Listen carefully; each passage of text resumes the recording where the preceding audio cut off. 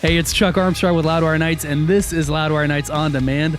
I am so happy that we got to hang out with Kyle Gass, one half of Tenacious D, and we talked about everything from Britney Spears, the cover songs, to what is on the horizon for the D. This first aired on Wednesday, April 10th. Enjoy.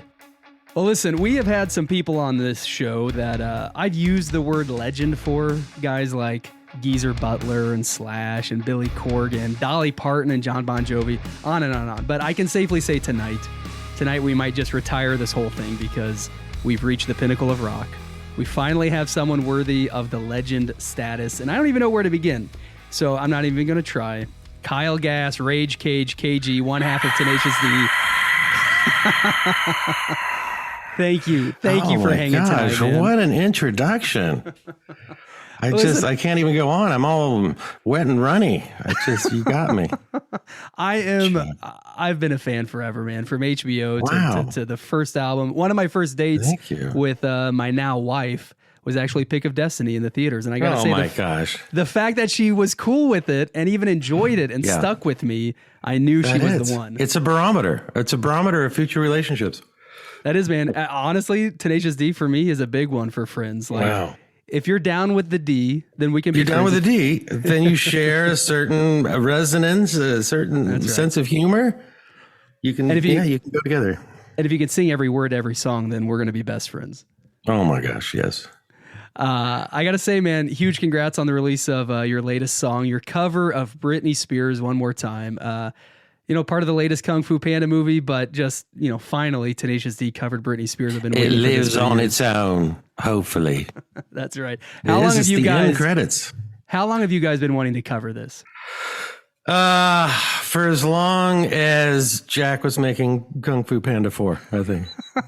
I think for as long as that. No, it was his idea. I think they wanted something, and then Jack said, sort of fit in with the concept. Yeah, of hitting. That's what we like. Kung Fu and violence. Makes sense. That's what we like. Yeah. What? So besides violence and connecting those two things, what determines a song worthy? Well, it's I thought it was just a great pop song. I mean, it's kind of her signature song from I think it's '98. And when something reaches 25 years old, it's automatically a classic. You just need like a Cars songs. And Max Martin, I think this was his first hit, if I'm not mistaken, and now he's a songwriting legend, Max Martin. Right. And now you get to be connected to that forever. We get, but I think when you're doing a cover, I think part of the game is let's try to make it better. There's a song there. She did it. It was very her style, kind of signature with the vocals and such. Yeah. But we took it and we sped it up, and Jack did a stanky vocal, and we added some crunchy guitars and kind of rocked it up. And I think it's like, whoa, this is a different version of the song that you might enjoy. Check it out. That's right. Cue song. And you made a pretty amazing music video too. Oh, thank you. Yeah, that was some good multitasking. I think we were doing the red carpet for. Oh yeah, it was great fun. It was kind of fun to have a purpose. At a red carpet, because there's a lot of hurry up and wait, and all right, let's do this movie. And they're like, oh, we're shooting a video. Okay, we're working. This is fun. I love that, man. So are there listen, you're no strangers to covering songs. That's true. Chris Isaac or Britney Spears in recent memory. Did you see our Beatles medley? I did, yes. And The Who, that was pretty epic as well. Yeah. So do you, is that something, listen, you guys make pretty incredible original music too, it's safe to say. But do you guys have fun going in the studio? I know, because if you do too many covers, then all of a sudden you're a bar band, and then you got to go down to the... And the D will never be just a bar band. Well, that'd be fun. You never know. Maybe really late. Maybe that's a tour. Hit the bars across the states, man. Hold on. I'm from Green Talent. Yeah. What do we got? Hi. So a couple of weeks ago, I sent you an email about it. I'm going to pull it out right now, but I was wondering if you had a chance to take a look. Is it because they are following up. Right. Oh, is it called? It's a gig?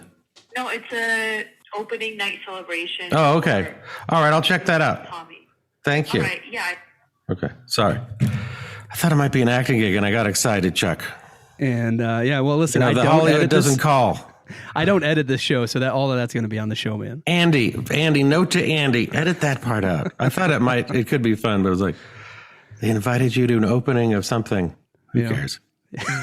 Anyway, back on track. Where were we? Back on track. We're talking about. I love covers. There we go. I love covers. I love great songs, and it's just always fun to learn and play songs. And actually, it's kind of instructive for trying to write your own songs because everything kind of is influenced by something else. And so you go, oh man, I wish I could write a song like this.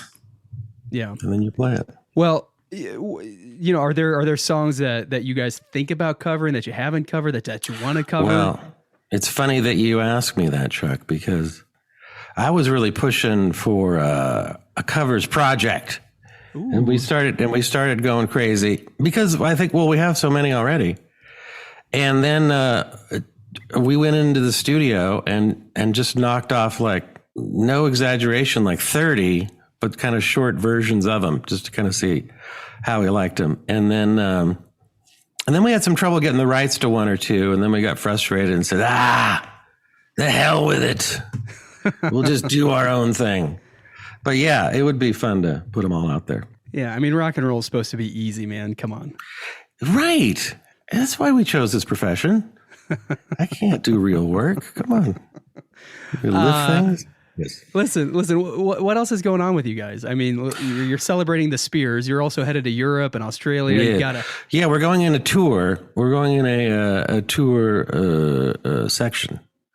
We're going to be going to Europe in early May, and then we're going to Australia in July and New Zealand. So that's going to be big fun. That's kind of our favorite thing to do, really. Is just fly around the world like rock stars, stay at fancy hotels, and then entertain folks. What's better with your homies? That's right, man. Well, we were talking about how the D is kind of a barometer for friends or in my case wives. But there's something too. There's something too that special about a Tenacious D crowd. And some of the funnest concerts I've been to, man, is with other fans of Tenacious D. Yeah, I guess it's kind of cliche to say it. We have the best fans, and yet here I am saying it. We got the best fans because I think it's not massively. It's popular, but it's still sort of in this kind of cult thing. So you see, all of a sudden, it's like, you're in your own little tribe. Yeah, like, if you're at a Tenacious D show, I mean, you're there to have fun, right? Like you don't just flip through the paper and be like, oh, this band Tenacious D, they're playing tonight. We should go check them out. Like, it's almost a contest to sing along to as much as you can to show your devotion to the D. We see you. Absolutely right. We hear you. Good. I'm justified now for all the times I lost my voice at a D show. No, it's a sing along, but I love that. It's a fun show. Well, listen, a lot of these shows in Europe and Australia, man, they're sold out, and they've been sold out. They have sold out. I know, and we're playing some bigger places. What goes through your head? I'm going to blame Jack on that. What goes through your head when you think about Tenacious D still being here in 2024, still making music and selling out venues literally all over the world? Well, I feel very fortunate, really. I mean, it's been going on for a long time, but I think comedy a lot of times ages well. I was thinking, like, I could probably go see Cheech and Chong right now, have a good time. And comedy fans are really loyal, and I think people recognize the live show is spectacular entertainment. But no, it feels amazing. I can't. Well, I don't understand it. I do want to tell listeners that I think there's a show in Paris and a couple of shows in New Zealand. There might be a few tickets available. That's true. You know what? And we were like bumming because you want to say sold out tour, and yet I think there's a few left. But what do you think? Paris. We don't really. I don't want to say anything. Tenacious D. But listen, if you got some extra cash lying around, go through the sofa cushions and find some coins. We're talking to the rich fans right now. Yeah, we're flying to Auckland, New Zealand.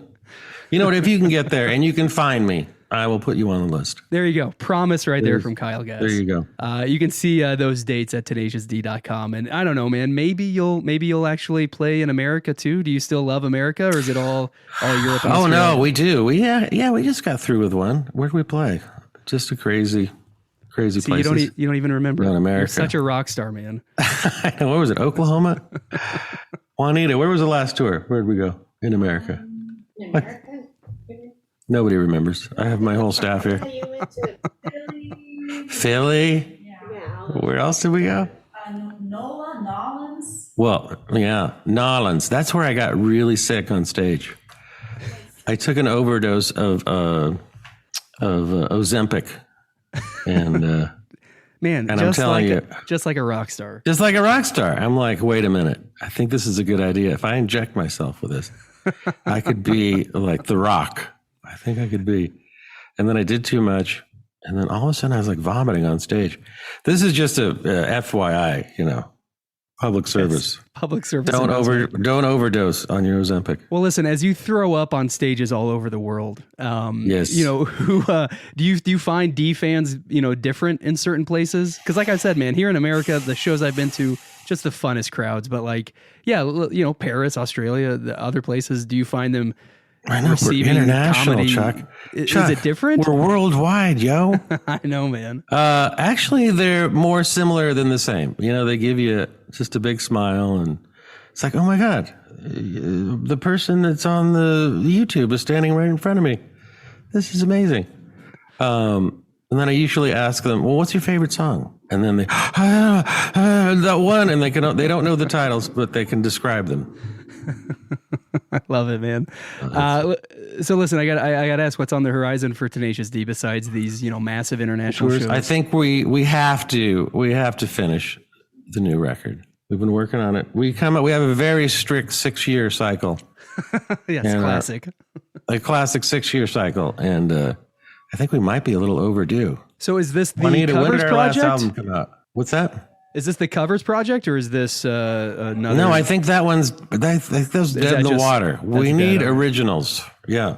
Yeah, you're coming up on 6 years, man. Post Apocalypto was 2018. Oh my God. Yeah, we got to do it this year. We could feel the heat too. I mean, but it's got to percolate.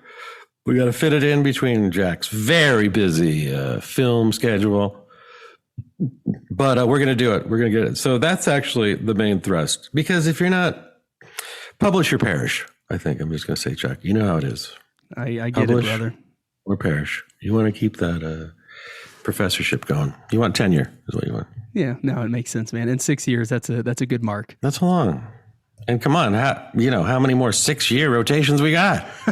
Well, this could easily be the last one. Who knows? Well, listen, I do think, man, you release this album, you do a bar run across the country. You don't need these big venues. You don't need these big venues. We're going to call it bar-storming. Bar storming. Nord storming. Yeah, I like that. Yeah, it works. Well, Kyle Gass, Rage Cage, I got to say, man, it is true. I mean, honestly, it is such a privilege to chat with you. Can I take you everywhere? It's just like Please, I feel really good about myself. This is fantastic. Listen, next interview you have, I'll call you and you can put me on and I'll say Kyle, I got this huge acting opportunity, man. And then we'll just. Dude, I apologize. I got too excited. No, I get it, man. Hey, you got to do what you got to do. What? Oh, there's an audition for me? Listen, stay up to date with everything going on in Tenacious D's world at tenaciouSD.com. We have got the Britney Spears cover video, everything on the Loudwire app. And we love it on Loudwire. Hey, I want to thank Loudwire for being such a great supporter. You guys are always right there for us. It's easy. You make it Loudwire. Let me do a drop. Hey, everyone, check out Livewire for the latest Tenacious D. 911. Oh, wait, 411. You said Livewire, man. It's Loudwire. I can tell you're such a big fan. Meant. I know, right? Well, you guys are live wires. That's for sure. That's right. There you go. I got it. Cage, thank you so much for the time, man. Hopefully we can hang again. And listen, that other guy, Jables, we do not need him on the show. Ooh. Just you and me. Just you and me. Just you and me, baby. I like it.